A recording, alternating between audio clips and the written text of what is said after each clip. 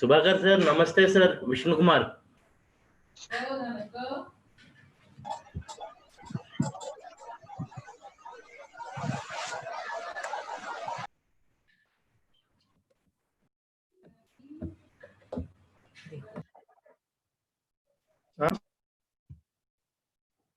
Good morning, sir. Good evening, sir. Ready here.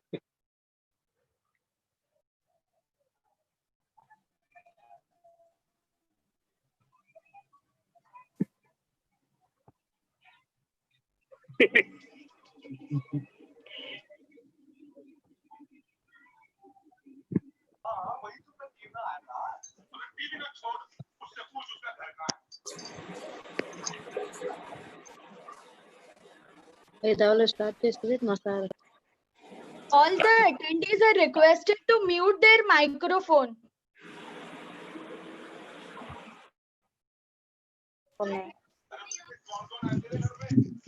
Charge switch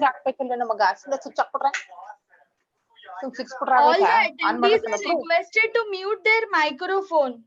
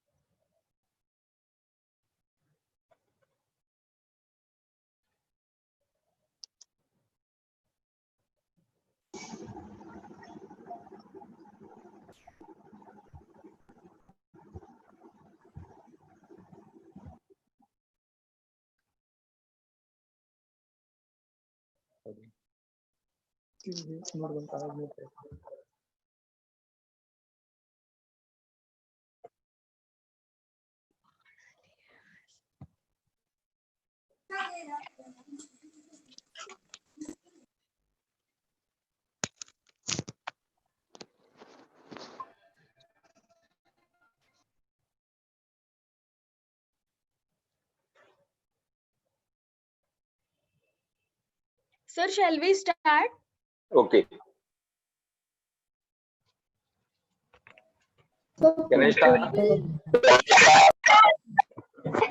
I request all the attendees to mute their microphones and videos.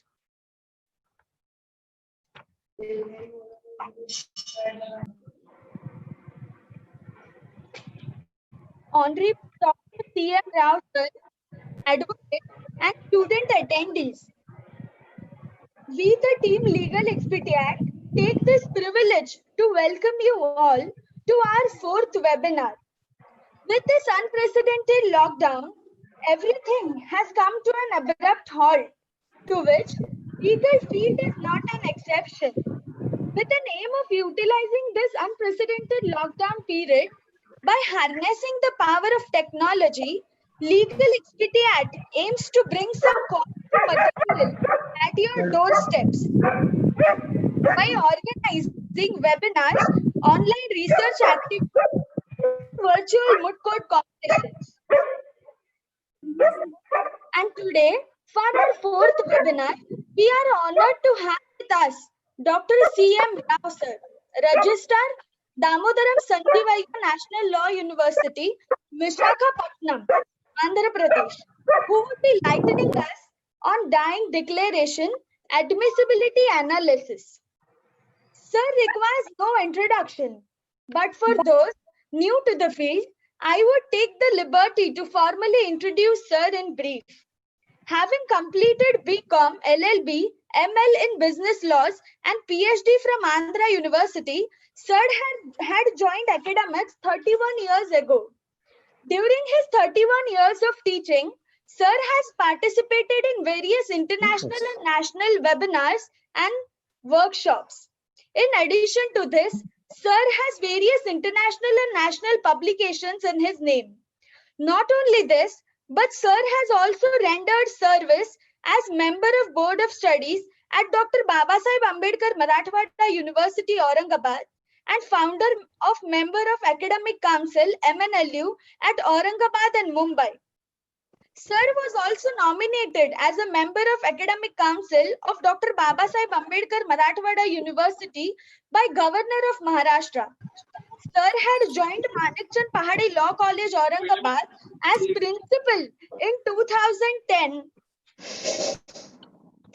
As a principal, he proved to be a blessing for the institute as his administrative experience had put the institute on 16th rank amongst India's top professional law colleges.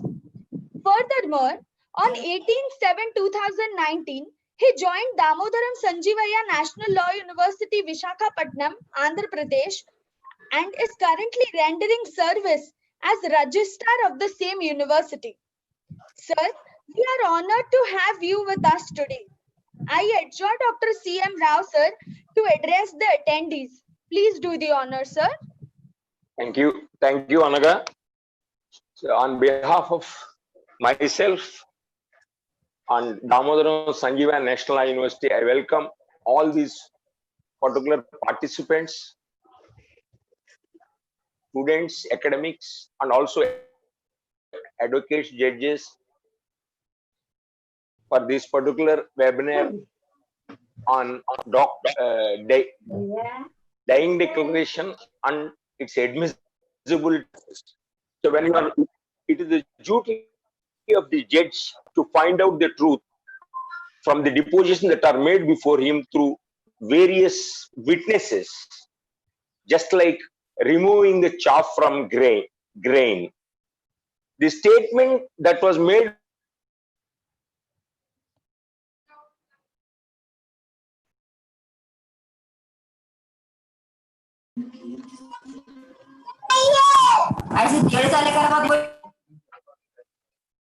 admissible, except particular admission aspect is concerned, we have to look into section 17, which deals with admission. An admission is a statement made by a person running against the interest of the maker relevant to the fact in issue and made by the persons mentioned therein in section 18 to 20 and in the circumstances specified therein. When you are looking into these particular persons, a dead person, whether they are the persons mentioned under admissions or not. So under section 17, it does not speak of a dead person's admission, a statement as an admission. When you are talking about dying declaration or a statement of the deceased or dead, we have to look into a particular person who are not called as a witness. Generally, when you are looking into a witness is a person who comes before the court, to whom oath is administered, and whose statement is recorded upon oath is taken and subject to cross-examination by the opposite party. But when you are looking into this dead person, these are not the persons who are coming to the court, and also they are not taking oath, and also they are not to be cross-examined by the opposite party. That's why we have to look into this particular aspect under section 32, persons who cannot be called as witnesses. Under section 32, there are four kinds of persons who cannot be called as witnesses. First one is dead persons. The second one is persons who cannot be found. The third one is persons who are incapable of giving evidence. The fourth one is persons who cannot be procured without an amount of delay or expense. When you look into these particular four persons who cannot be called as witnesses, why these people are not called as witnesses, but their statements are made admissible under section 32, though they are not present before the court, though they are not administered oath, though they are not subjected to cross-examination. In case of the witness, a witness comes before the court and orally admits something, and those statements are considered to be the statements where oath is administered and also cross-examination as to the fact that was stated by the person. These particular statements are going to be nowadays is going to be criticized by certain experts. When you look into the expert, McCormick, he says most mystical in its theory and most arbitrary on its limitations. While you are talking about this particular dying declaration is concerned, it is an exception to hearsay rule. As he rightly pointed out, most mystical in its theory and most arbitrary in its limitation. The statement made by such persons specified under section 32 may be written or verbal of relevant facts. When you are talking about verbal or relevant facts, we have to think these statements under section 32 are eligible because non-availability of those persons who are coming under the four categories who cannot be called as witnesses. But when you are looking into these particular categories of persons, these particular persons, who is dead, who is not found, who is incapable of giving evidence, who is not procured without an amount of delay or expense, they are not available. And also these particular persons, these evidence cannot be taken from other sources of evidence. So these evidences are going to be admissible under section 32 for the purpose of giving justice to the person as they are relevant to the fact in issue. When you are talking about this particular non-availability of persons, the non-availability of persons is not a good ground nowadays in the present circumstances, because it is considered to be unreliable evidence emanating from unworthy, untrustworthy witnesses as an exception to hearsay evidence. The Law Commission of England pointed out that the evidence ought to be proved under section 32 should not be an evidence of the facts of which the declarant could not have given oral evidence. And also further, 116 of the Criminal Justice Act 2003 of England, dealing with cases in where a witness is unavailable, provides inter alia as evidence of any matter stated if a oral evidence given in the proceedings by the person who made this statement would be admissible as evidence of that matter. In other words, a fact which is not otherwise admissible, otherwise held to be admissible, and not that does not become admissible under section 32. The fact that he was killed was held to be admissible, but the fact that he was murdered because the latter involves the characterization of the act into an offense, as per the Robert Klugman in his criticism of the particular dying declaration. When you are talking about these statements which are made by the deceased person, whether the statement of the deceased person comes in the way of writing or in the form of oral or verbal, there is a criticism of this particular thing as per the opinion that was mentioned under section 32 of the act is concerned. It talks about written statements are not oral. This particular thing is going to create a confusion in the mind of judicial opinion, and as a result of which, whether the statements that are mentioned under section 32 only covers written statements, or it also covers oral statements, also covers verbal statements. As to this particular aspect, when you are looking into this particular thing, there is a distinction between these two were made in section 3 and section reference to oral evidence under section 60 is concerned. And when you are talking about 119 regarding the persons who cannot speak, also talk about the verbal statement, but that is in a different scenario is concerned. When you look into the decision that was given in Queen versus Abdullah, W.C. Petterham, CJ, along with 3 other majority, explained that, expressed that the particular statement that was made by the particular person who is not able to speak because of the injury that was happened to the throat, Dulari, is considered to be a verbal statement, though it is not coming under the purview of oral statement. The particular verbal statement also includes in the form of oral, as per the opinion of the majority in Queen versus Abdullah is concerned. When you are looking into the minority in this particular case is concerned, Muhammad J, he said that the particular verbal does not include the particular word that was uttered from the mouth of the particular person whose evidence is recorded, which is not able to speak. That is the particular opinion expressed by Justice Muhammad in the case of Queen versus Abdullah.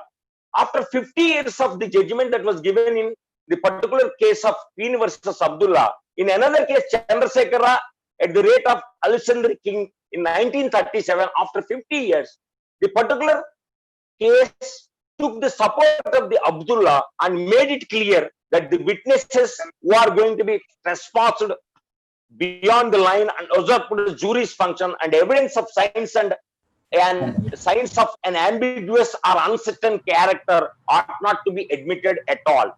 When you are looking into this particular opinion expressed in this particular case by the particular judge in this particular, they took the clue from the particular majority opinion. The minority is not considered by the particular judge in this 1937 case and said the jury is going to form an opinion by seeing the particular signs that are made before the particular deceased person, whether those signs can be considered as verbal statements as mentioned under section 32 or not is concerned. Heinz J. in Mockbee versus Com held that any method of communication between mind and mind may be adopted that will develop the thought as the presence of the hand, nodding of the head, or glance of the eye is concerned. In other words, the dying declarations need not be either written or spoken.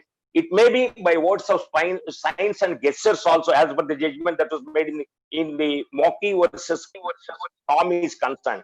In Mishala Ramakrishna versus State of Andhra Pradesh, in 1994, the court defined that verbal statement does not amount to oral. But in Nirbhaya case, which was happened in 2017, in Mukesh versus NCT of Delhi, the Metropolitan Magistrate adopted recording of the particular dying declaration, partly in writing, partly by way of putting leading questions, which are going to be by way of gesture signs. The court held, even though it is partly gestures and signs, the particular leading questions that are go to the simple and the particular are considered to be simple, effective, and indispensable for the purpose of understanding the question, and the answer that is given by gestures and signs are considered to be verbal statements, as per the latest decision that is given by Apex Court in Nirbhaya case is concerned. When you look into this particular aspect of verbal statements includes gestures and signs or not, when you look into section 2 of the Nigeria Evidence Act 1990, a statement as including any representation of fact, whether made in words or otherwise, the term words include spoken as well as written or otherwise, include the signs and gestures also. When you look into this particular Nigerian Act section 2, the statement includes words spoken, words written, or even otherwise also. The otherwise includes the gestures and signs that are made by the particular deceased while he is about to die. When you are looking into the US Federal Rules of Evidence 2012, the Rule 801 is more specific and defines a statement as a person's oral or written assertion or non-verbal conduct.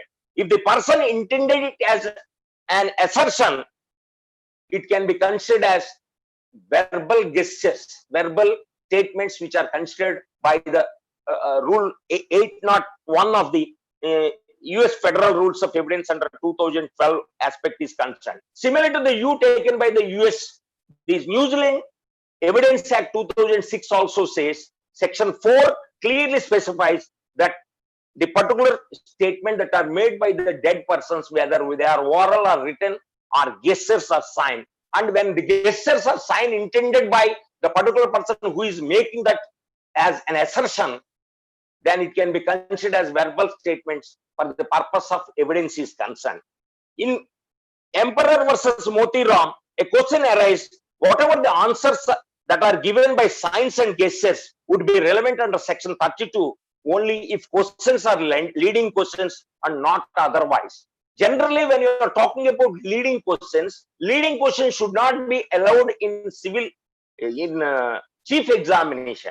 But for the purpose of allowing them under the particular gestures or verbal statements, even though they are in the nature of particular nature of verbal gestures and signs, they can be allowed to be considered as verbal statements, which is to be considered as evidence under the section 32 clause 1 is concerned. When Emperor versus Sadhu Charan Das is concerned, 1937, there is a distinction between the two kinds of questions and accepted the identification by gesture also. When you are asking a question and the reply is given by the particular deceased by way of oral and gestures and signs, through that also if the particular person is going to give the answers, that is also going to be considered as per the opinion that is given. In this case, the particular point that was made by the particular person, whether your husband is the person responsible for your death is concerned, if the particular person is going to make a gesture or sign pointing out the guilt of the husband in her position to be dead in that particular aspect is concerned, it is considered to be an admission under section 32 clause 1 is concerned. When you are talking about section 119, which talks about dumb witnesses who are not able to speak, the gestures and signs in section 32 is different. Section 119, gestures and signs are different. The particular persons under section 119 is going to be a witness who is going to be present before the court, but because of the deaf and dumbness of the particular person, he is not able to speak. For that particular person, any sort of gestures and signs that are considered to be verbal statement. But whereas in the case of section 32 clause 1 is concerned, when a person who is not able to speak because of the situation, those statements as per this particular Nigerian laws or US laws or UK laws or New Zealand laws, they are also considered to be verbal statement as per this particular aspect is concerned. When you are looking into Sir Loniel Leach CJ in promoting a witness or declarant to say what the questioner wants to say.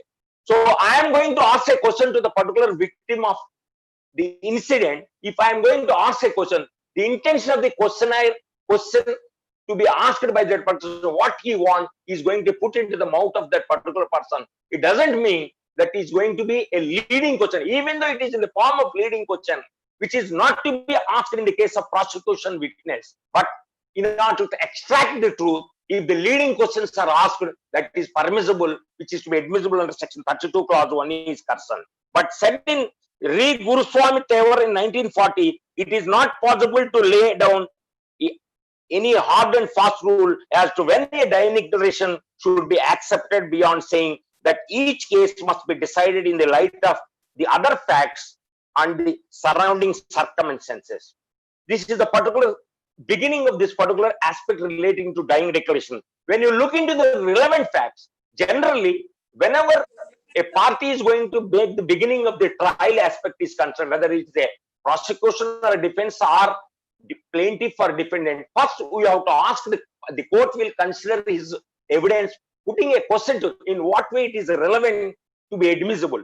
Under section 136 empowers the court to ask such a question, in what way his evidence is to be admitted. If the either reply, that means the concerned advocate's reply satisfy the concerned judge that it is relevant under any one of the sections 5 to 55, then only it is to be admissible. So before going to record, before going to oath is to be administered to concerned witness, the concerned judge under section 136 has the power to ask the question, in what way it is relevant. If the judge is satisfied that it will fall under one of the sections of 5 to 55, then only oath is administered and it is to be recorded. So at the same time, when you are talking about relevant facts, section 7, 8, 9, 11 of the Evidence Act speaks of relevant facts. Whatever the fact that was discussed under section 7, occasion, or 8, conduct, or 9, it is going to be certainty of facts. If they are relevant to the fact in issue, section 11, if they are contradicting to the fact in issue, those facts, whether it is relevant or contradicting existing facts, then it is to be admissible as evidence. But when you are talking about section 32, it does not speak of relevance aspect is concerned. It talks about whatever the statements that are made by the particular persons who are deceased, they are made admissible as evidence under section 32. They are relevant to the fact in issue. That is the particular thing, as under section 32. Before a statement of the deceased to be admissible as evidence, it is to be proved that the deceased is no more. Unless a fact of deceased declarant, dead persons or dying declaration is to be made admissible, first the party has to make a fact that the particular statement of the deceased whose declaration is to be admissible as dying declaration is no more. Unless the first fact is proved, unless the death of the deceased is not proved, the deceased declarant, which is in the form of dying declaration, is not to be considered as admissible as evidence. When you are talking about the dying declaration, rationale of dying declaration is concerned, the apex court held in Indrapal versus State of 2001, unless the statement of the deceased person would fall in the purview of section 32 clause 1 of the fact, there is no other provision, it cannot be admitted. So you mean to say that the particular declarant deceased statement is to be admissible as dying declaration under section 32 clause 1 unless you prove the death of the deceased. It can't be admissible. Unless the declarant deceased statement is to be admissible as dying declaration, it should fall under the purview of section 32 clause 1. Otherwise, it is not admissible. However, illustration A to section 6, which talks about relevant fact as forming part of the same transaction, it is admissible. Suppose if two persons are fighting with each other, during the fighting, if one uttered something, the other uttered something, and the bystanders also uttered something. And after the particular fight, if one of the persons died, either before the fight or after the fight, if something is uttered from the mouth of the deceased, those facts which were heard by the particular persons, either by the standbyers or the persons who are participated in the particular event and the particular incident, are made admissible as evidence under section 6 as forming part of the same transaction under section 6. But the statement that is made under to be admissible under section 6, it must be spontaneous and contemporaneous. Though it is not to be admissible as under section 32 clause 1, there are occasions where whatever said or whatever the things that are done before or after the particular death of the deceased, if it is spontaneous and contemporaneous statement that is made by the deceased, is to be admissible as evidence. Though it is not admissible as dying declaration, it is admissible as evidence under section 32 clause 1 is concerned. And when you look into 104 illustration also, the same thing. The term dying declaration is not used in section 32 clause 1 where its admissibility is specified. Any statement of the declarant deceased is admissible as evidence under section 32 clause 1, but the particular term that was used in section 32 clause 1 does not use the term dying declaration, but section 6 illustration and also section 104 illustration also used the dying declaration. Nowhere, either in English law or Indian law, the particular dying declaration was not used in section 32 aspect is concerned. So now we are discussing about the reason for the admissibility of the dying declaration. It is only evidence available from the deceased who is often the best, sometimes the only eyewitness to the occurrence. It was mentioned in the case of Vikas versus Maharashtra 2008. In other words, the justification for its reception is necessity. So the belief that is going to be for this particular aspect is concerned necessity. So when you are talking about necessity, most of the crimes are happened in the secluded place where no eyewitness is available. When you are not taking care of the statement that was made by the deceased declarant, justice is not rendered. So the purpose of justice, that for which administration of justice is going to be available to the common man, is not to be arrived. That's why the necessity is the particular first reason for the admissibility of dying declaration. In the second one, Robert H. Klugman is said, so whenever a person who is about to die, when you are going to believe yourself about to die, has lost all motive of falsehood. Suppose I am going to die, I am in a position to believe myself that I am not interested to speak a falsehood for the purpose of gaining a benefit at the last moment of my life is concerned. It may be his last chance to reveal truth. Justice Ayr C.B. in Locus Classics of R versus Woodcock stated that the hope of this world is gone in extremity when party is at the point of death, and when every hope of this world is gone, when every motive of falsehood is silenced, and the mind is induced by the most powerful considerations to speak the truth. A situation to be solved when you are going to court as a witness, oath is administered on the faith of your religion, on the faith of your religion. Here, this particular Justice Ayr mentioned that if a person who is about to die, he is going to face the Almighty in the other world who has created him. That's why he doesn't want to go with a lie on his lips. That is the conclusion that was made by this particular. Even though oath is not administered on the deathbed, he is about to face the other world, external world, the Almighty who makes him. That's why it is not considered to be invalidated. That is the contention raised by Justice Ayr in the case of R versus Woodcock is concerned. In Lakshman versus Maharashtra 2002, it was observed that these were the statements made not just in the danger of death in peculiar mortis, but at the point of death in articulo mortis, and it was death. Suppose I am a person who is about to die, so I am going to make a statement as to the cause of my death or circumstances which resulted in my death. I am not making the statement at the expectation of death, but I am about to die because of which actual death at the point of death I am making. That's why this is admissible as evidence. At the person, and the person who is about to die always speak. This is the belief in the particular religious aspect is concerned. The Latin maxim nemo mortuus presmanter mentri also says that dying men may not speak falsehood, and the assumption is that truth sits on the lips of the dying person, as per the opinion of William Shakespeare. William Shakespeare has uttered that, William Shakespeare said that any person who is about to die, truth sits on the lips of the dying person, because of which the dying declaration is given utmost importance while the admissibility of evidence is concerned. Lus LJ in R versus Usman said, a dying declaration is admitted in evidence because it is presumed that no person who is immediately going to the presence of his maker will do so with a lie on his lips. This is the opinion expressed by Lus LJ.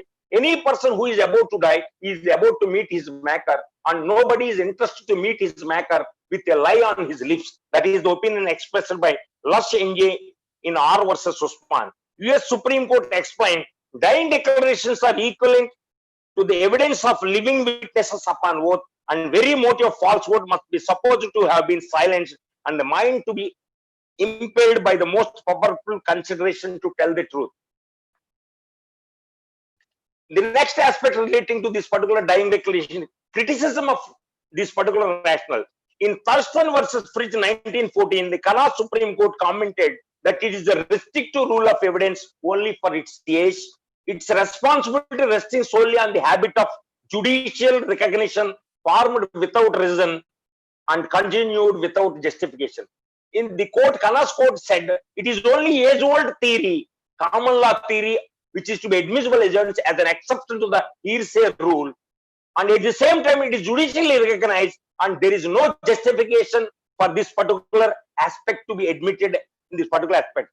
And in University of Illinois Law Review, Avia Orenstein observes that DD dying declaration was perhaps the laughing stock of hearsay exceptions, and it seems antiquated and parochial depending as it does on religion beliefs in divine punishment for its reliability and policy justifications. While you are analyzing the opinion expressed in this particular article, it was said it is only a religion belief that any person who is about to die, if he speaks the falsehood, he has to face the other world punishment. Because of that, any person who is about to die would not lie. That was the belief that is going to be happened in the case of a particular deceased declaration, whose declaration should be admissible as dying declaration. Apart from these, there are several other factors which tend to weaken the argument that dying declaration are inherently trustworthy.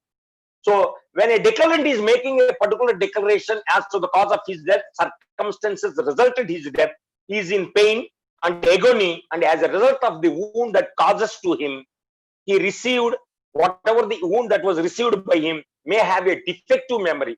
The seriousness of the particular wound, the particular wound that was injured by the opposite party, the particular situation is in pain and also agony that makes him to forget what happened to him. That is the first thing. The second one, when you are going to make a statement, when you are admitted to the hospital or first aid, you are surrounded by your family and friends, and it is apt to state only his side of affair. He will shadow the other side of the affair.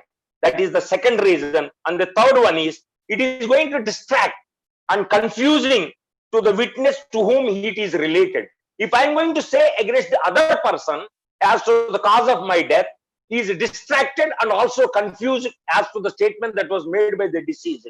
And at the same time, so whatever he is going to say, he talks only about the things which are favorable to him, and whatever the thing that is unfavorable to him, he is going to elicit the particular thing which are not favorable to him.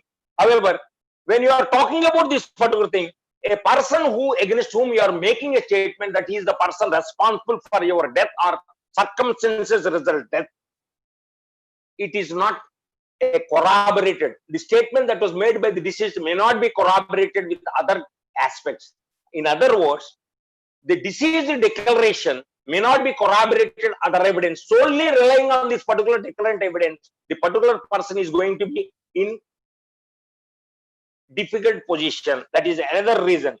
The necessity in those days is different. The necessity at present is different.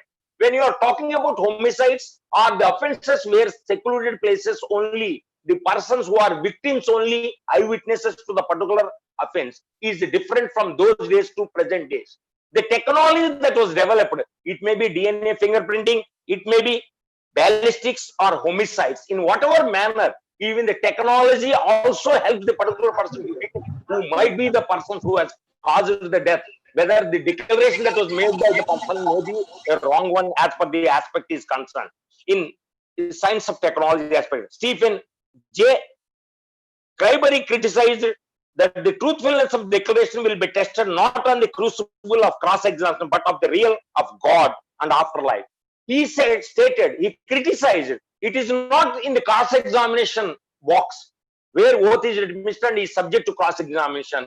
It is the other world where he is going to face the Almighty, and that is the real test as per the opinion that is given by Stephen Cryberry is concerned. So he further criticized the ground that the testimony DD can never be admissible by Crawford test, as the DD will be relevant as such only if the declarant is dead and he could not be available to be confronted and cross-examination. If the deceased is not to be confronted by the accused, and if he is not going to given a chance, the accused is not given a chance to cross-examine the particular person, and oath is not administered, then it is not to be considered as a valid admissibility is concerned, aspect is concerned. When you look into 6th Amendment to the US aspect is concerned, as per the 6th Amendment that was made in the US Constitution, US Federal Rules, December 1, 2010, Section 804B, dealing with heirs expectation, a statement made by declarant while believing that the declarant death was impeding.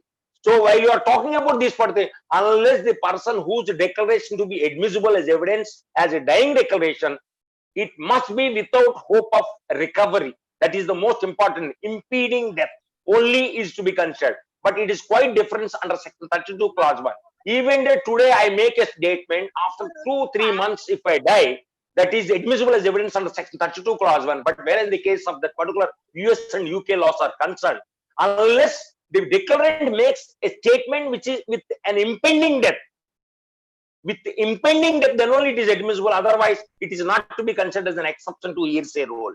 And apart from that, Section 118 of the Criminal Justice Act 2003 of UK dealing with preservation of certain common law categories of admissibility provides in Clause 2 that with the exception of the rules preserved by this section, the common law rules governing the admissibility of hearsay evidence in criminal proceedings are abolished, except in the cases of homicides only. All other things, this particular hearsay evidence exceptions are abolished. It can be said that clauses A and B of subsection 1 and clauses A to D of subsection 2 are also covered by the opening pair of section 32 of the Indian Evidence Act, but clause E of subsection 2 is covered under section 33, that is kept out of the way by the adverse party and the admissibility of other person.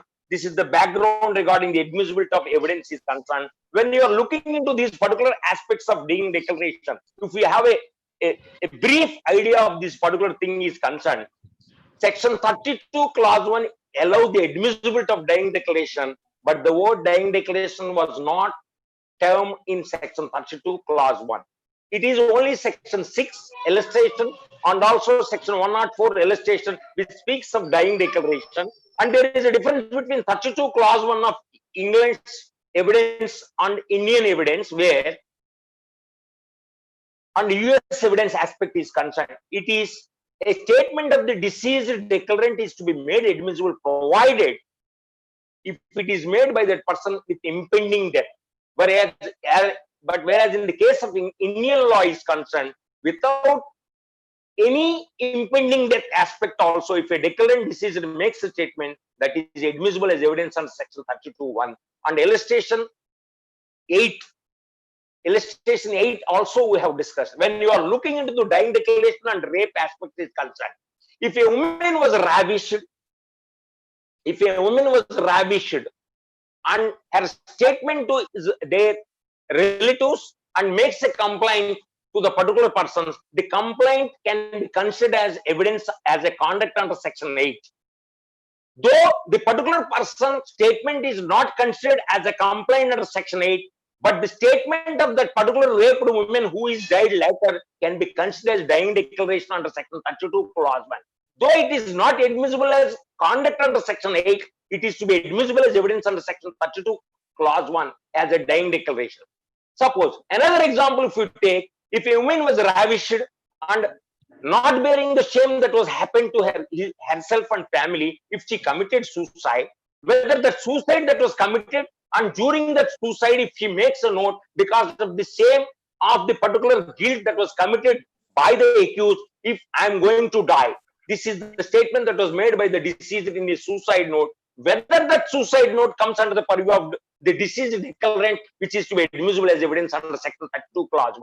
There are divergent opinion as to the fact of the admissibility of rape victim death declaration is concerned. If she ravished and after that she died, that is a different story. And if after ravish, because of the shame that was occurred to her family members and herself, if she committed suicide, that suicide note cannot be considered as dying. The reason for her death is not the person, is not the particular dying declaration. So whenever you are going to make a statement as to the cause of his or her death, it is circumstances which resulted death. Hence, it is not to be admissible as evidence. There are divergent opinions on this aspect is concerned. But in a recent case of this particular Punjab versus Chandrapal Singh 2008, and also there is another case,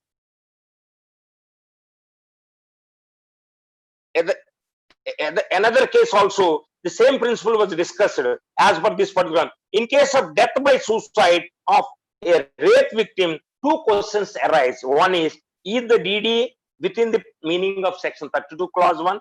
Is the DD opposable to or probable against the accused? These are the two questions that must satisfy the particular admissibility of rape victims death is concerned, declaration is concerned. Rape is the direct and proximate cause of death, and certainly a part of the transaction that resulted death. Section 6 also comes into picture as per this particular aspect that was discussed in Sandy versus Ved Prakash, which was held in 2010. In Santosh Kumar State of UP 2002, Jogendra versus State 2012, Jitendra Singh versus Delhi also happened to discuss about these aspects is concerned. So one more thing which you have to discuss in this particular aspect is concerned. A daughter died because of the dowry death, and because of the death occurred, suddenly the mother also died. Whether the death of the mother can be considered as, when she makes a statement as to the death aspect is concerned, whether that is coming under the purview of the dying declaration or not. It is also discussed in a case that whenever a person dies under the dowry, because of the death of the daughter, if the mother also died subsequently, that can be considered as a statement which resulted the circumstances which resulted the death of the deceased. Hence, it is admissible. That is the point that was mentioned, and the particular aspect is concerned. So, whenever a statement that is to be placed before the court, which is to be admissible as evidence under section 32 clause 1, there are certain things to be satisfied. So unless these conditions satisfied, even though you make a statement of the deceased as a dying declaration to be admissible as a evidence under section 32 and 32 clause 1, in order to admissible the particular dying declaration, for the admissibility of dying declaration, it should satisfy the following conditions. First condition is the declarant must have died. So whose declaration which you are going to make as a dying declaration to be admissible as evidence under section 32 clause 1, you must make the point that the deceased is no more. So as we already discussed earlier, in order to make the dying declaration to be admissible as evidence, first you have to prove before the court the death of the deceased first. Unless you prove the death of the deceased, the subsequent fact of the declarant declaration is not to be admissible as evidence. Unless the death of the declarant is proved, the dying declaration of the deceased cannot be admissible as evidence. So unless the declarant died, if I make a statement, subsequently if I am alive by the mercy of God, the statement that was made as to the cause of my death, circumstances resulted in my death, which is to be admissible as evidence under section 32 clause 1 at that point of time, is not admissible as dying declaration under section 32 clause 1, but it was admissible as corroborative evidence under section 157 of the Evidence Act. The second point which you have to satisfy for the admissibility of dying declaration is injuries must have caused the death. Whenever the declarant deceased is going to make a statement, he makes a statement that somebody injured him. The result of death of that particular declarant must be the injuries that was inflicted by the person whose name is mentioned by the declarant in the declaration. If he is died not because of the injuries inflicted by the deceased as mentioned in the declaration, the dying declaration is not admissible. So whenever the dying declaration is to be made admissible, the deceased declarant must have died because of the result of the injuries that was inflicted by the accused whose name is mentioned in the declaration for his cause of his death or circumstances which resulted death. Unless it is going to be like that, it is not to be admissible as evidence. This point was discussed in case of Boti Singh versus State of UP 1964. If I am admitted to hospital after serious injuries, if I died not because I was first aid is over, I was admitted, and after some time I was discharged. And after passage of some time, if I was no more, 25 days or 30 days or 1 month or 2 months. So when the post-mortem is conducted, if my death is caused because of the injury that was inflicted on me, if the cause of death is not because of the infliction of injury that was made in the declaration, the declaration is not to be admissible as evidence. Suppose in certain circumstances, there are occasions where the particular deceased might have died not because of the infliction of injuries, because of the negligence of the doctors. So whenever an injury is inflicted, the injury, in order to avoid the particular infections, the tetanus injection must be given. If the doctor fails to give the tetanus injection, as a result of which some infection developed, and as a result of the infection, if the deceased died, it cannot be admissible as evidence, because the declaration, though the cause of the death of the deceased is the injury, but he died not because of this particular injury, because of the negligence of the doctor, hence it is not admissible as evidence. When you are talking about the third aspect relating to the admissibility of dying declaration condition is, the declaration must be as to the cause of his death or circumstances which resulted death. If I am a person who is making a statement as to the cause of my death, so I am saying that X stabbed me and I was admitted to hospital. And if I died because of the stabbing that was made by A, that is admissible. However, but in the case where I am not going to make any statement, but I am going to give a statement to my relatives or family members, and I am going to somewhere, and from that particular point of time where I go, from that point of time, my whereabouts were not known. So the next day, the point where I have told to my relatives or family member that I am going to somewhere, at that point, if my dead body was found, the statement that was made by me to the particular family or friends is to be admissible as evidence, circumstances which resulted death. This is first time admissible in the case of Pakala Narayan Swami versus King Emperor. This is a famous case which is to be considered.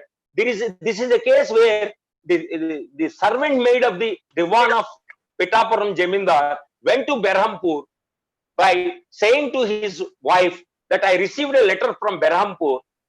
I am going to take the loan that I have given to Pakala Narayan Swami. He wrote a letter to me to get back the amount which I have given while he was with his father-in-law is concerned. So this is a particular case where we have to take a leave from this particular case till that particular point. Declaration means oral or verbal or writing. But this is a case where nothing is mentioned as to the cause of his death, but by circumstantial evidence, by referring to the particular event that occurred, the body was found in a railway compartment trunk, and in the pocket a ticket from Pitapuram to Berhampur was found by the investigation agencies. By taking the ticket, they came to Pitapuram railway station and inquired there, and they asked on such and such date who has purchased the ticket. And by way of that particular inquiry or investigation, they noticed that it is the dead body of particular, the deceased is nothing but the servant maid of the particular Pitapuram Diwan is concerned. So when you look into this particular, this is the first time the court considered, even though there is no declaration either spoken or written or verbal statement, it is only the circumstances which resulted the death is to be considered as dying declaration. This is the first time it was happened. And in the case of Gokul Chandra versus State 1950 also, the court considered the circumstances resulted the death of the deceased. So it is a case where a particular wife of a particular person jumped in front of the train. Though she was maltreated by the in-laws and husband, it cannot be considered. The circumstances resulted death cannot be considered as dying declaration when compared to Pakal Narayan Swami is concerned. In case of Ranjit Singh versus State of Punjab 1952, this was a case where there is a strained relationship between wife and husband, and because of the relationship in 1946 July, the husband wrote a letter to his brother that there is a strained relationship between himself and his wife, and there is an apprehension of his death. And after 5 years, he was brutally murdered. And the particular wife told that the dacoits came and murdered. And this letter is considered to be a dying declaration.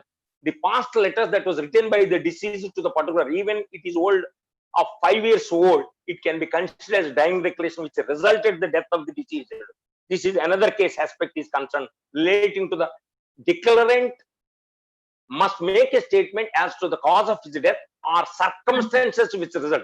In one case, it is admissible. In another case, it is not admissible. In another case, even a letter written 5 years back is also admissible as evidence. Yeah, the circumstances which resulted the death of the deceased can be considered as dying declaration. In the case of Ranjit Singh versus State of Punjab aspect is concerned. So the fourth point is cause of death of the declarant must be in question. So if 2 or 3 people are going to die in a particular incident, if one of the declarant is going to make a statement as to the cause of the other person's death, the declarant death is not to be considered as dying declaration because it specifies not his death, but it is going to the death of other person. This was explained in the case of Ratnagaon versus Maharashtra. Ratnagaon versus State of Bihar, where a girl was ravished and murdered by Ratnagaon, and the sister was also make a statement, several statements where she was pointing out the guilt of the accused, and as a result of that particular thing, afterwards she died.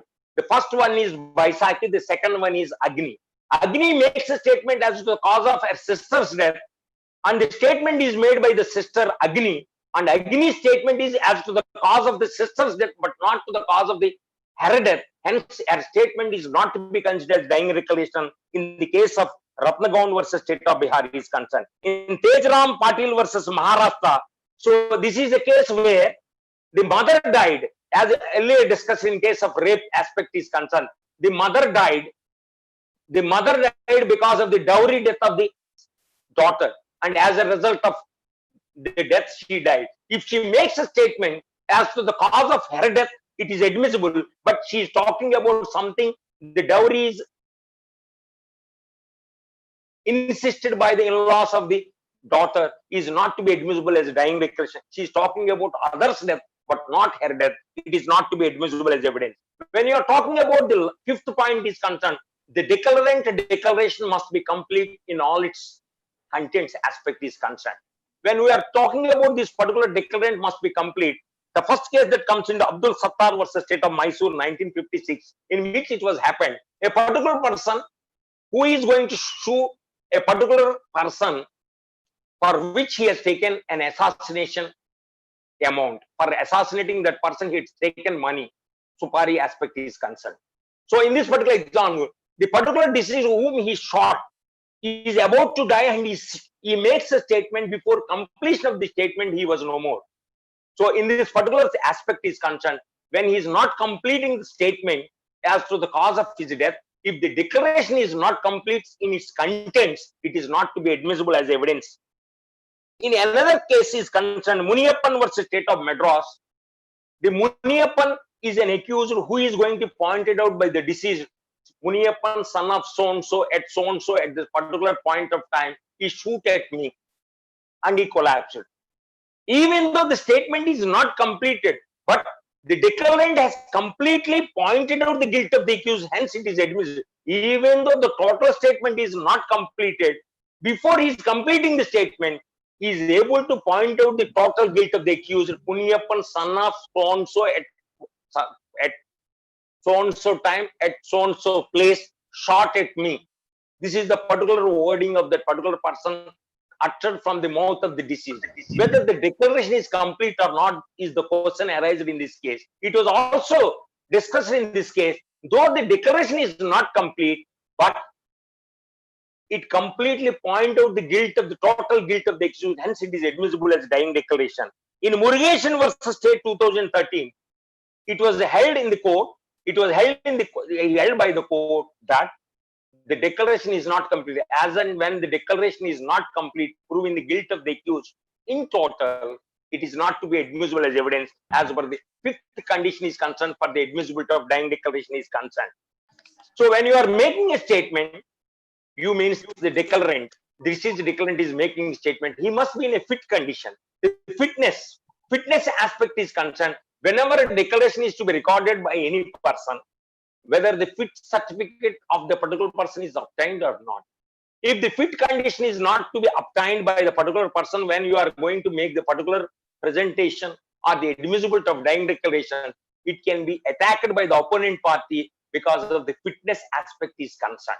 Hence, whenever you are making a declaration to be admissible, whether the fitness certificate of the deceased while making the declaration certified by the doctor is mentioned or not.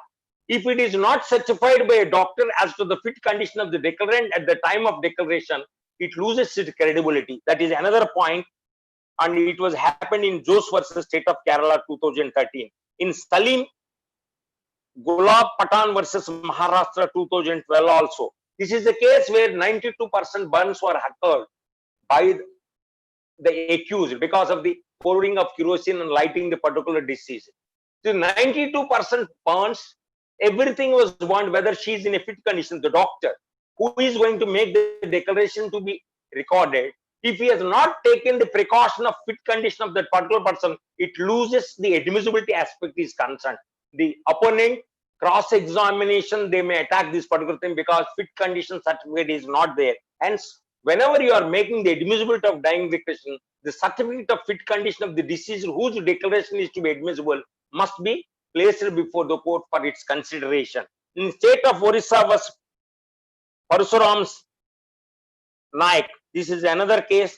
Kamala Rani versus State of Haryana, another case on this particular, where 95% burns or 100% burns. If I am a doctor who has treated her, in the absence of myself, if another doctor who is going to treat in case of emergency, if the case sheet reveals whatever her condition, even though the fitness certificate is not given, it can be considered as fit to give this particular statement, as mentioned in the case sheet that is going to be attached to the deceased bed is concerned.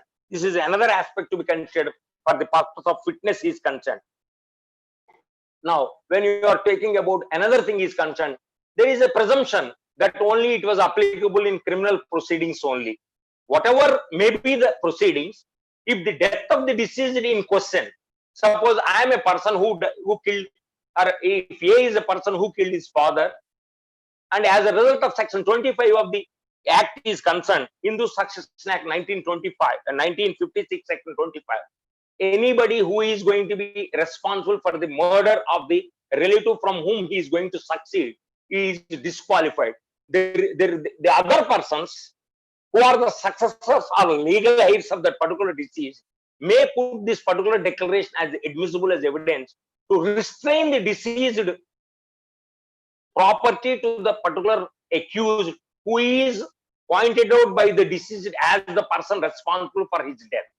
This is another thing. So don't be under impression dying declaration is not only for the purpose of only for the criminal proceeding. It may be in civil proceedings also. For example, under section 25 of the Hindu Succession Act 1956, a murderer is disqualified to take the property of the deceased. In such circumstances, the other heirs of the particular family members may prove the deceased declaration as to prove that he is disqualified under section 25 of the Hindu Succession Act 1956. For that particular purpose, it may be admissible as evidence. When you are talking about this particular evidence aspect is concerned, these are the 6 conditions or 7 conditions for the admissibility. And if these conditions are satisfied, the dying declaration is to be admissible as evidence. Mere admissibility of dying declaration is not going to give the evidentiary value. In order to make the evidentiary value of the dying declaration, there are 5 conditions to be satisfied. First conditions. So when you are talking about the evidentiary value of the dying declaration that is to be admissible as evidence by satisfying the above 7 conditions, there are 5 conditions to be satisfied to stand in the court of law. The dying declaration or the deceased declaration to be stand in the court of law, there are other 5 conditions to be satisfied. The first one is, it must be registered. It must be recorded by a competent magistrate. So there is no restriction in law that it should be registered by magistrate. Any doctor, neighbor, or any person, even a layman can record the particular dying declaration. To have a dying declaration, to be admissible evidence, it should be recorded by a magistrate, competent magistrate. Competent magistrate aspect is concerned jurisdiction. If I am a person who is about to die in a particular place, that jurisdiction magistrate should record my aspect. If any other magistrate not having the jurisdiction over the particular place where he is admitted to be a patient where treatment is going on, if the declaration is to be recorded by a magistrate but not having the competent jurisdiction, it loses its credibility just like ordinary person. That is the particular thing which you have to bear in mind. The second thing is concerned, in order to give credibility to the particular dying declaration to be admissible, after satisfying the 7 conditions, the first condition is, in order to have trustworthy of the dying declaration, it must be recorded by a competent magistrate who is having a competent jurisdiction, the place where the recording is made. The second one is, it should be exactly recorded. Whatever the words uttered from the mouth of the deceased must be recorded. You cannot change the words according to your understanding. Whatever the words uttered from the mouth of the deceased must be reflected in the declaration. As you already witnessed that the declaration may be writing or oral or verbal statements. So whatever the thing that was uttered from the mouth of the particular person, exact words must be recorded by the magistrate or any person who is going to record this particular statement. If it is going to be other than the words that are uttered from the mouth of the particular deceased, then it loses its credibility and the eye of law. The third one is concerned, if I am attacked by someone or the deceased is attacked by someone, immediately after the first aid, the declaration has to be recorded. As soon as the alleged incident occurred and after the first aid is made, the declarant declaration has to be recorded immediately. If there is any gap between the alleged incident and the recording of the particular declaration of the disease, there is a chance of fabrication of the involvement of other persons who are not involved in the crime. This is another thing to be noted for the purpose of this particular doctrine of dying declaration concern. So the fourth point is, alleged incident must have occurred in a lighted place. The place where the particular person attacked A, if B is attacked A, whether the place where the incident occurred as a result of what he died, whether having sufficient light to identify the accused or not. If he is not having the sufficient light to witness the particular accused against whom he is releasing that he is responsible for his every in the eye of law.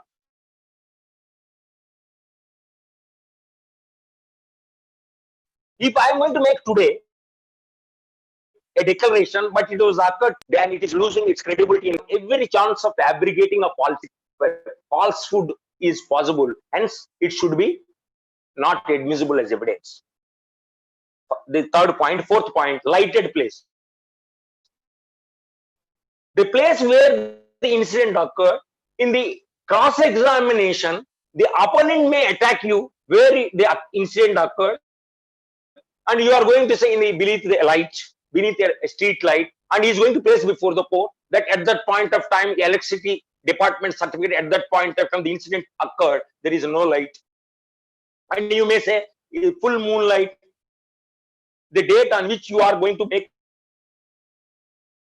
a statement, that date may be Amavasya, where no light is there. So like that, there is every chance of attacking your statement. Hence, in order to live in the particular aspect is concerned, it should be occurred in a lighted place, whether the deceased having a sufficient light to identify the accused while he is attacking him or not. That is the fourth point. And the fifth point is successive declaration. When the declaration is made by the deceased successively, so when pouring on kerosene and something like that, in case of this particular dowry, deaths and all those things, the first person who is a neighbor, the second one is the women friends, the third one is father and mother, the fourth one is the revenue authorities, fifth one is police. If the successive declarations are made, all must be identical. If there is a discrepancy between first, second, third, and fourth, fifth, it loses its credibility in the eye of law. All must be identical. This is going to be discussed in the case of Kamala Rani versus State of Gujarat, where she makes three statements, first one, second one, and third one, all are identical. Then only it is admissible. If there is any inconsistency between the first one, and third one, then it loses its credibility in the eye of law. But in a recent case which was happened in Jasveer versus State, the court held, the apex court held, even though there is a discrepancy between one statement and the other, if the statement that was made, which is to be admissible as evidence, it is corroborated by other evidence, it is to be considered. This is the latest judgment. Earlier decision, it is clear from the earlier decision that whenever the inconsistency, a discrepancy between one declaration to the other declaration, it is not admissible as evidence. But in case of Jasveer, recent judgment of 2019, Jasveer versus State, the apex court held, even though there is a discrepancy between one statement and another statement, if one of the statement is going to be corroborated by other evidences, the mother and other evidences, then it is to be admissible as evidence. So in order to stand in the court of law, there should not be a discrepancy, but as per the Jasveer, when you are making a declaration to be admissible as evidence, it should be also corroborated by other evidences. Whenever the court is going to look into this particular, solely basing on the dying declaration, a person is not to be considered to be guilty. And there must be other corroborative evidence to safeguard the judicial discretion. It is a safeguard that is going to be observed by the courts. Whenever a declaration is made, when there is a discrepancy as per the Jasveer case is concerned, the court will look into other aspects which is corroborated with the declaration that is to be admissible as evidence, even though there is a discrepancy between one statement to other aspect is concerned. When you are talking about the particular aspects relating to the dying declaration in England and India is concerned, regarding the competency aspect is concerned. In English law, a minor is not a competent, an infant is not competent to make an admission as to the cause of his death. But section 118 is going to clearly means compatibility of evidence aspect is concerned. Any person who is having a soundness of mind, if he is able to distinguish between what is right and what is wrong, there is no discretion to the judge to disallow the things as mentioned in the case of English law. If the boy is below the age of 5 years, he is not admissible. The infant is not admissible. The infant's dying declaration is not admissible. But whereas in the case of Indian law is concerned, the age of the deceased is not to be a ground for disqualification. Irrespective of the age, if the declarant is able to understand the soundness of the question and rationale of the question, it is to be admissible as evidence. So the second one is, in case of English law, the person whose declaration is to be recorded, there should not be any hope of recovery. For this, we have to refer Jenkins' case is concerned. So when the particular declaration is to be recorded, she makes the declaration which is reduced into writing by the concerned authority, and after reading out to the particular statement of the deceased which is reduced into writing, and she added the word at this juncture, without hope of recovery at this juncture. It means that at the time she is dictating the particular, she is declaring which is reduced into writing, she has a rare hope of recovery. Hence, the declaration of the deceased is not to be admissible as evidence in case of Jenkins aspect is concerned. But in case of Indian law is concerned, there is no expectation of hope or non-expectation of hope. When a person makes a declaration, whether he had a hope or not having the hope, it is to be admissible as evidence. This is the second difference. And the third one aspect is concerned. In case of English law, it was applicable, it was admissible only in criminal proceedings. But whereas in the case of Indian law is concerned, there is no bar. It was applicable in civil and criminal proceedings. As we discussed earlier, 1956 Hindu Succession Act, Section 25, civil proceedings, also the dying declaration of the deceased is admissible. This is an example. In English law, in case of homicides only, it is admissible. In case of homicide, it's only admissible. But whereas in the case of this particular aspect, Section 32, Clause 1, wherever the death of the deceased in question, irrespective of homicide or any other proceedings where the death of the deceased in question, it is to be admissible as evidence.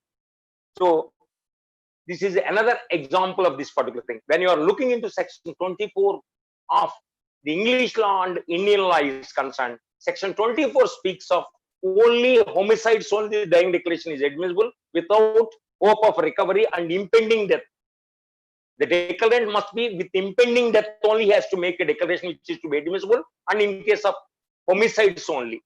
But where in the case of this particular aspect of Indian law is concerned, with hope or without hope, it is to be admissible in all types of proceedings where the death of the deceased in person. That is the thing which we are looking into this dying declaration. I am of the opinion, the declaration at the time the provision was incorporated, the situation is different, as rightly pointed on Hindu US Amendment, 6th Amendment, and also in the UK 2003 Act, where the homicide only it is admissible, in other cases it is not admissible. Quite different aspects when compared to English law and Indian law. And in the case of verbal statements also, some of the opinion, the minorities of the opinion, Justice Mohammed is of the opinion, the verbal statement does not include gestures and signs. But whereas in the case of this particular majority in Abdullah versus Emperor is concerned, it includes these particular statements also. When you are looking into other areas, verbal statements, the Nigeria Act, the New Zealand, the US and all those things, the verbal includes oral and also gestures and signs. This is my submission, and at the end I thank the organizers for giving me opportunity to share my thoughts on the subject of dying declaration admissibility analysis aspect is concerned. Thank you one and all.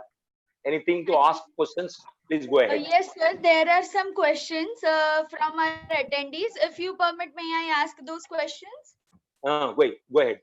So the first question is, in some cases, there are multiple dying declarations. Example, dying declaration recorded by relatives, recorded by police, or recorded by magistrate.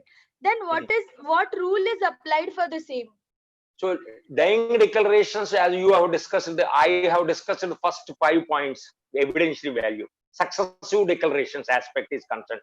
If it is going to be admissible as evidence, it should be by any person. If it is made by the competent magistrate, it is having more value in the eye of law. I will give one example, which was occurred in my native place in Eluru. A woman died because of electric shock which was attached to the TV. The husband and the relatives, the in-laws made an electric wire connected to TV. When she is going to put the wire, she died because of electric shock in this particular aspect. So while she is making the first statement, she makes her husband, her in-laws and relatives. But by the time she has a repentance, what about my children after my death? She makes another statement in which she removed the husband name. So this is another example of that particular aspect as you have asked the question. So if the successive declarations are made, earlier decision says that successive declarations must be identical. Successive declarations must be identical. But in the recent case of Jasmine versus State, the apex court said if the declaration, even though there is a discrepancy between one statement to another, that declaration which is corroborated by other evidences is to be admissible as evidence. Even though there is a discrepancy between one statement to another, if one of the declaration is going to be corroborated by the other evidences, that must give evidence, that must have evidentiary value in the eye of law. Next. Sir, the second question is, can a dying declaration be converted into FIR? Can a dying declaration be converted into FIR? Yes. So if a particular person who died after death, suppose I am going to make a statement as to cause of my death, who is besides me at the point of time. I go to the police station and Rao has said like this. The dying declaration can be converted into FIR also. First information, this was stated to my friend who is nearby, who is about to die, makes a declaration as to the cause of death, and the information is given by my nearby person, hence it is to be admissible as evidence. FIR can be registered. Okay, sir. Sir, the third question is dying declaration required to be proved with any reliable evidence? So when you are talking about dying declaration, as I already discussed, when you are making a dying declaration to be admissible as evidence under section 32 clause 1, those days word is bond and people are committed to the word. But nowadays, there is every chance of falsehood, every chance of fabrication of the things that was happened. Hence, unless there is some corroboration is made, the judges are reluctant to take into consideration. Basing on the sole evidence of the dying declaration, they are not able to consider the particular conviction. Sir, the next question is, what is the difference between dying declaration and dying deposition? And is there any special rule for dying deposition? As I already discussed, there is no term under section 32 clause 1 which speaks of dying declaration. Only section 6 illustration and section 8 illustration and 104 illustration only speaks of the word dying declaration. Neither English law nor Indian law speaks of the word dying declaration. The term dying declaration in case of admissibility of deceased declaration admissibility aspect is concerned. The dying declaration means the person who is about to die makes a declaration as to the cause of his death. Deposition means a witness who makes a deposition.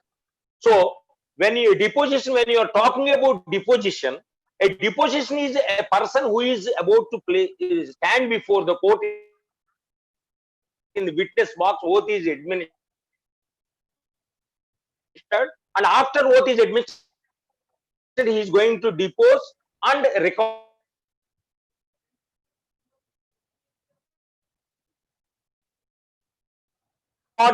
and witness. Witness statement is to be concerned. The deceased, we have already discussed in section 32, first para, there are certain persons who cannot be called as witnesses. A witness is a person who is named in the list of witnesses, either in the prosecution witness or plaintiff witness, or and the deceased defendant witness or defense witness. His name must be there. With the permission of the court only you are going to call him, and without permission you cannot call him. When you are going to make the name of the person in the list of witness, he must be either on the side of prosecution or plaintiff or on the side of defense or defendant.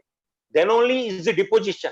Is the statement is considered as deposition. But where in the case of section 32 clause 1, it is not a deposition, it is A declaration made by the deceased who is not to be called as witness. The witness statement is only called as deposition, but whereas in the case of declarant deceased declarant is not to be considered as deposition, it is only considered as declaration as to the cause of his death. Next. Sir, the next and the last question is dying declaration for taking revenge a weak declaration or a strong declaration, and how to prove it? Now this particular aspect is concerned as per the rationale I have discussed. It is a weak evidence, because the confrontation clause that was made in the US amendment, 6th amendment bill, which was made in the Constitution, from that particular aspect is concerned, confrontation must be available to the accused who is charged with an offense. If the confrontation clause is not available to the deceased to cross-examine the person who says something about him, it is not to be reliable evidence. It is a weak evidence. And whenever a person is going to say something, oath is not admitted, he is not subjected to cross-examination. But when you look into the Judicial Criminal Justice Act 2003 of the UK is concerned, he is an unavailable person. A deceased declarant is an unavailable person. He is the only person who knows something about the incident. No other person knows. That is in those days. But nowadays, the tracking of the phone, the mobile phone, the accused, where this particular person is going to be moving. If you are going to see the movies, the mobile moving, the towers, whether he is within the vicinity of the particular place where the deceased is murdered or died. So that is another aspect, the corroboration of the evidence. By the time I was no more, my place of death is going to be seen from the mobile tower where I was located. Similarly, the accused location of the tower also to be considered for the purpose of corroboration. That is another thing to be considered. Thank you, sir.